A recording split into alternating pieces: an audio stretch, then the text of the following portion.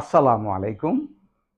SAR-27 এর পক্ষ থেকে আপনাদেরকে স্বাগতম।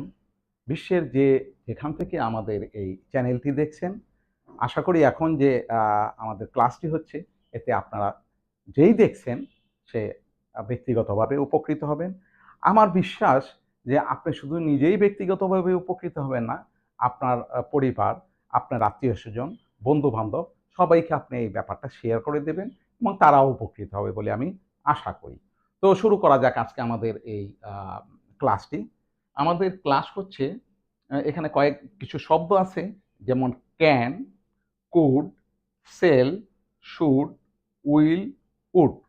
এই সকল শব্দগুলির বিশেষ ব্যবহার এবং এই শব্দগুলি দ্বারা আমরা আরো অনেক শব্দ, অনেক বাক্য, শব্দ না, অনেক বাক্য আমরা বানাতে পারবো এবং আমাদের ব্যক্তিগত জীবনে এটাকে ব্যবহার করতে পারবো। তো আসুন শুরু করা যাক। প্রথমে হচ্ছে ক্যান। ক্যান অর্থ হচ্ছে যে আমরা পারি, পারা, পারতাম। এই শব্দ দিয়ে যেমন আমি যদি বলি যে আমি পারি, তাহলে হবে আই ক্যান। তুমি পারো, ইউ ক্যান।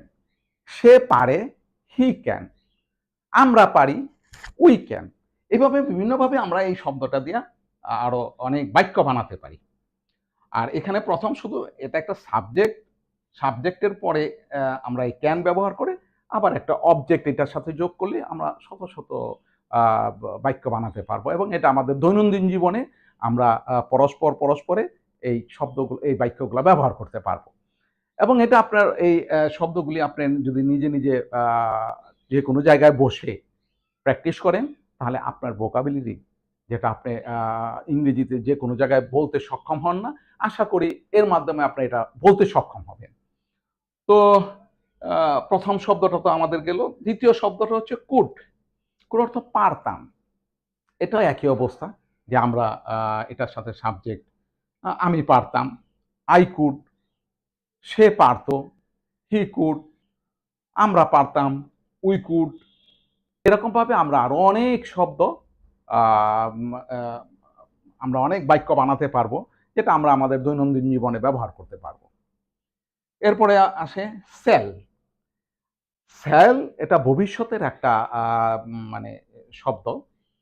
সেল এবং উইল, এই দুইটা শব্দই আমাদের ভবিষ্যতের অর্থ। যেমন সেল অর্থ বা, বে, বো, শেষে মানে শব্দের শেষে যদি বা, বে এবং বো থাকে, তাহলে সেল বা উইল, এই দুইটার একটা হবে।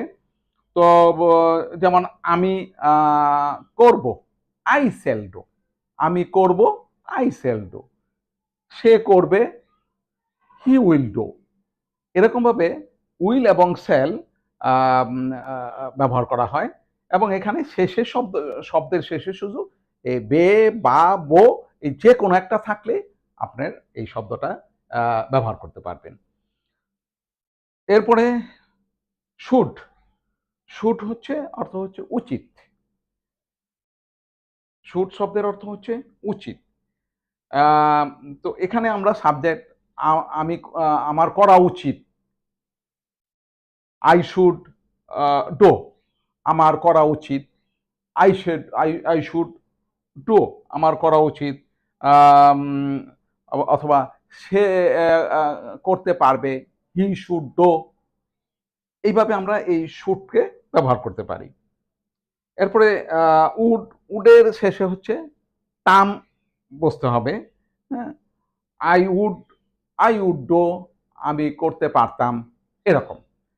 তো আশা করি আপনারা এটা অনেক শব্দের সাথেই এই শব্দগুলা ব্যবহার করতে পারবেন এবং নিজে নিজে প্র্যাকটিস করতে পারবেন। এবং আপনারা এ দিয়ে আরো অনেক বাক্য নিজেরা বানাইতে পারবেন এবং নিজেদের ব্যক্তিগত জীবনে প্র্যাকটিস করতে পারবেন। এবং SAR-27 এই চ্যানেলটি আপনাদেরকে এই সকল কাজে একটা ফ্যাসিলিটেট করবে। এই চ্যানেলের সাথে যদি আপনারা সংযুক্ত থাকেন, তাহলে আপনারা নিজেরাও উপকৃত হবেন, সাথে সাথে আপনাদের সাথে যারা থাকবে তারাও উপকৃত হবে বলে আমি বিশ্বাস করি। আপনারা ২ ভাবে এটা করতে পারেন। এই চ্যানেলের সাথে সংযুক্তির মাধ্যমে, অথবা এই চ্যানেলের সাথে যোগাযোগ করে তাদের যে ক্লাসরুম আছে সেখানে এসেও আপনারা এই ইংরেজি শিক্ষা শিক্ষিত হতে পারেন। তো সবাইকে ধন্যবাদ জানিয়ে আমি আজকের মতো এই ক্লাসটি শেষ করছি। আসসালামু আলাইকুম।